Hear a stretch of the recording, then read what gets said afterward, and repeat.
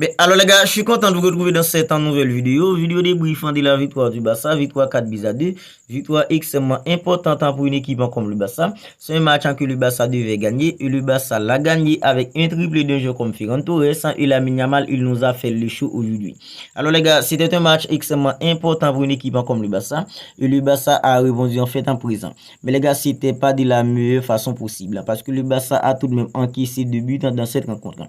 Le Barça s'est tout de même fait peur en encaissant le but en égalisateur d'une équipe comme Betis Séville. Parce que les gars, en seulement 3 minutes, une équipe comme Betis Séville a mis en fait en 2 buts à une équipe comme le Barça. En seulement 3 minutes, une équipe comme Betis Séville est revenue au score à une équipe comme le Barça. 56e, 59e, c'était déjà 2 buts partout entre le Barça et une équipe comme Betis Séville. Et à ce moment-là, on pensait tous que ce match allait être en fait différent. On pensait tous que ce match allait se terminer en fait en 2 partout.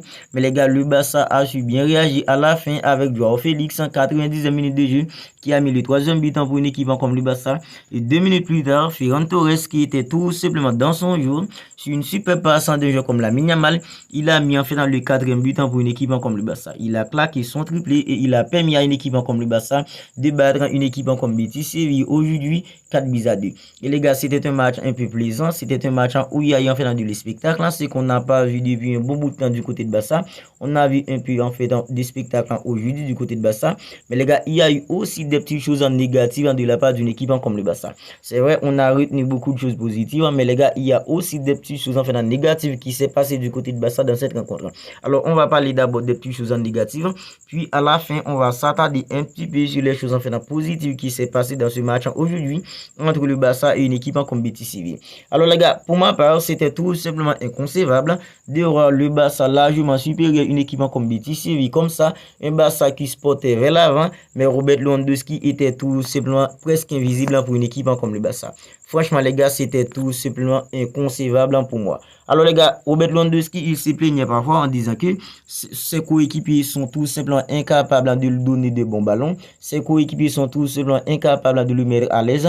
Mais aujourd'hui, un joueur comme Robert Lewandowski, dans un Barça qui se portait vers l'avant, un Barça en fait qui se procurait des occasions, mais Robert Lewandowski était tout simplement pas, n'était pas dans les coups pour une équipe comme le Barça. Il était presque invisible pour une équipe comme le Barça.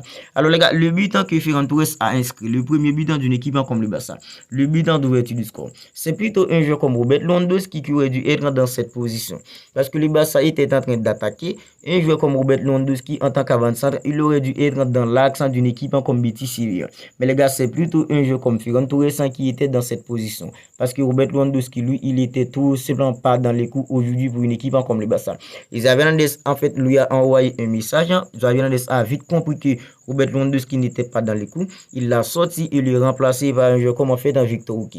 Victor Roque aussi, en fait, il n'a pas été si bon que ça pour une équipe comme le Barça. Mais les gars, on doit tout simplement le comprendre. Parce que les gars, Victor Roque, il a eu en fait une gêne durant toute la Super Coupe d'Espagne. La raison pour laquelle il n'a pas disputé une seule minute à une équipe comme le Barça durant fait dans la Super Coupe d'Espagne, il a eu en fait une gêne. Et aujourd'hui, ce n'était qu'en fait dans son 3e match à une équipe comme le Barça. Alors les gars, on doit tout simplement donner un peu plus de temps à un jeu comme Victor Roque pour s'adapter. Parce que les gars, moi, personnellement, j'en suis sûr que Victor Roque, il va tout simplement faire le bonheur d'une équipe comme le Barça. Parce qu'il est jeune, il est talentueux, le talent est là. En fait, il a du potentiel. On doit tout simplement lui donner un peu plus de temps pour s'adapter à l'effectif. Puis les gars, on verra comment les choses vont se passer pour un jeu comme Victor Roque. Une petite chose négative encore, les gars, c'est surtout le manque d'intensité qu'a mis une équipe comme le Barça, surtout après en fait dans le 2-0. Alors, presque à tous les matchs à présent, c'est toujours comme ça. À chaque fois que l'équipe adverse monte en intensité et le Barça baisse en intensité, le Barça est tout seulement incapable en fait de subir en fait de se tenir en fait à l'intensité que peut mettre en fait dans les équipes adverses. Alors aujourd'hui, après en fait dans le 2-0, une équipe comme Betis Séville montait un peu en intensité, mais le Barça était tout selon incapable de se tenir tête à une équipe comme Betis Séville en fait en intensité.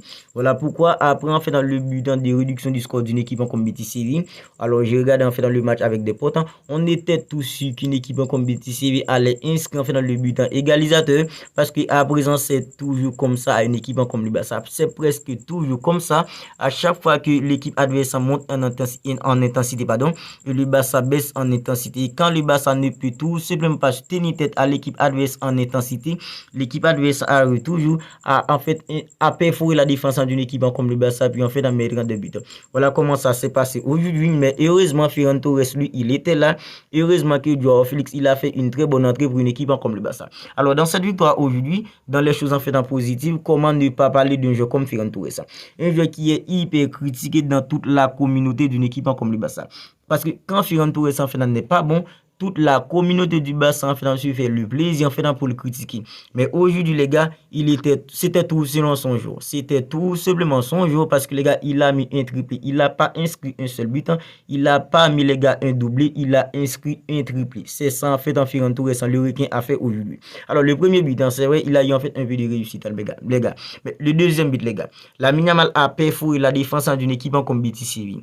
Et Ferran Torres, il était là en une touche de balle pour mettre le ballon au fond des filets. Voilà le Ferran Torres en fait qu'on aime. Le Ferran Torres en fait qui est en confiance. Le Ferran Torres qui est clinique en fait dans la finition. C'est ce Ferran Torres en fait qu'on aime. Ferran Torres, c'est un jeu les gars qui a déjà mis en fait des triplés.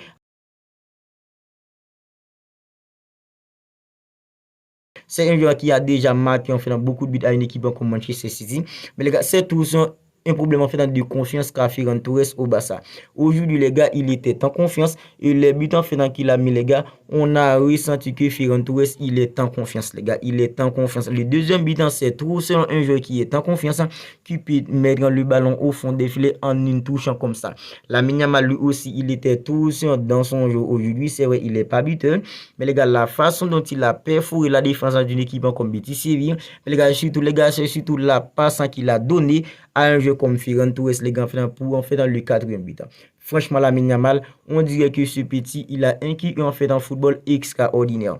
La façon dont il touche le ballon, la façon dont il dose tout simplement la passe qu'il a mis à Ferran Torres pour le quatrième but, on sent qu'un jeu comme Lamine Yamal, c'est tout ça le meilleur et il y a une équipe comme le Barça à présent. C'est vrai, dans les matchs, Rafinha, il fait en fait beaucoup d'efforts défensifs, surtout en fait dans les replis. Mais les gars, un jeu comme Lamine Yamal, c'est vrai, il doit aussi en fait travailler en fait dans son physique, dans les tâches en fait défensives.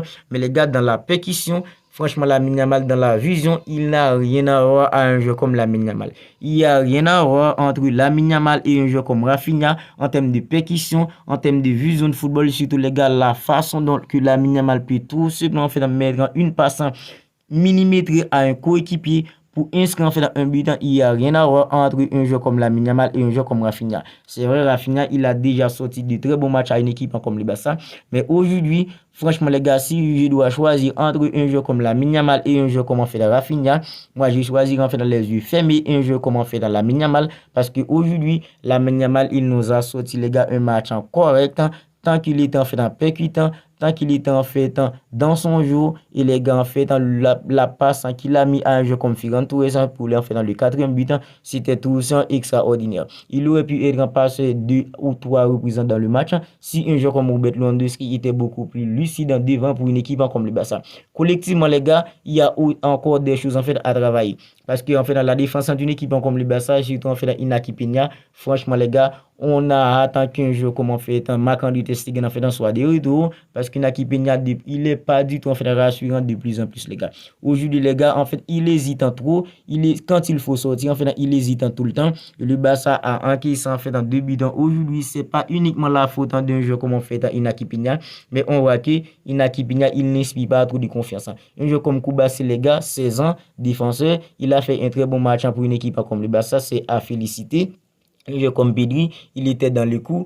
Franchement, les gars, aujourd'hui, le milieu d'une équipe comme le Barça, Ilkay Gundogan, Frenkie de Jong, ils étaient tous en haut niveau. Mais les gars, surtout quand l'équipe adverse monte en intensité, que le Barça n'arrive tout simplement exister parce que quand l'équipe adverse monte en intensité, le Barça baisse tout simplement en intensité. Alors il y a beaucoup de choses en fait qu'on pouvait dire en fait sur ce match, mais on va en rester là en fait dans cette vidéo débriefant. Si elle vous a plu, n'hésitez pas à la liker, n'hésitez pas à la commenter. Si ce n'est pas encore fait, abonnez-vous à la chaîne pour ne pas manquer toutes les dernières nouvelles actualités du Barça, les avant-matchs, les débriefants, tout ça et tout. D'ici là, prenez bien soin de vous, on se capte bientôt pour une autre vidéo.